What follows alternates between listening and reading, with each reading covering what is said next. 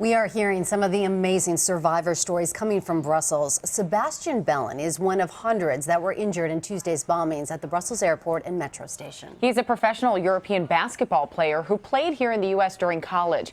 Here's an exclusive preview of Vlad's interview. The only thing I was thinking was, don't let any negative thoughts into your head. You know, just call it meditation, call it whatever. Just don't let any negative things enter. And I was just really trying to just like, you know, a windshield wiper, just anything negative, all the screams, all the kids, all the people dying around me. I was just selfishly, I was just ignoring them and just fixated on making it, on being able to, you know, play tennis with my daughters again. And so anyways, I'm here. I come from a little country too that's, you know, Belgium's taking a lot of bad raps, you know, in the press about, you know, our outlook. We got a kind of dysfunctional country, but I got to say that this is it's an unbelievable place, and the people, you know, all the medics, all the people, all the nurses, you know, it's in times of these that you measure the goodness in your country, and my country is amazing. You know, Belgium is an unbelievable place. This is the first time Bellin spoke out about his experience to our Vladimir Duthiers, who's now live in Brussels with us. And Vlad, I know you just wrapped up that interview just a little while ago. What can you tell us beyond what he just said?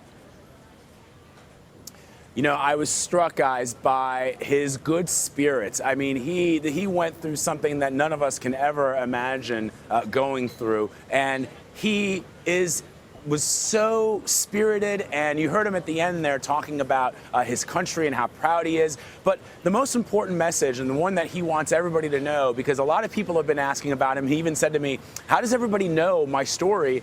And he's like, is it the picture? Is it the picture that was splashed across newspapers around the world, across TV screens around the world? And I said, yeah, and your former teammates, your former coaches who've all been out there supporting you.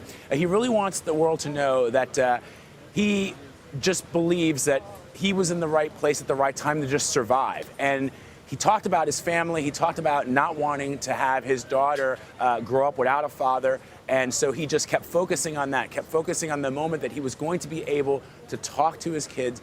And that is what got him through it. Vlad, when he said to you, I'm not going to let any negative thoughts enter my mind, I'm going to stay positive, I'm going to think about playing tennis with my daughter, does that strength come from being an athlete? It seems as if we are listening to his discipline coming out. Did you get that sense? You know, it's funny, when I met him, when I walked into the hospital room, you know, he's a basketball player, so these are big dudes, these are big guys. And I walked in there, I was surprised at how big and strong and muscular he appeared, even lying on the hospital bed in his condition. And he talked about just focusing on his family and focusing on the will to live. But there was something in him, and just the way that he came off, the vibes that I was getting from him, that made me think, you know, part of that is clearly with athletes, but with all humans, we have a will to succeed. We have a will to survive, and it just seemed to manifest itself. I really felt in that hospital room with him, I could feel that he had more strength than me, and he's lying on a hospital bed, having been shot, having survived an explosion, and I thought, I'm probably not as strong as this guy.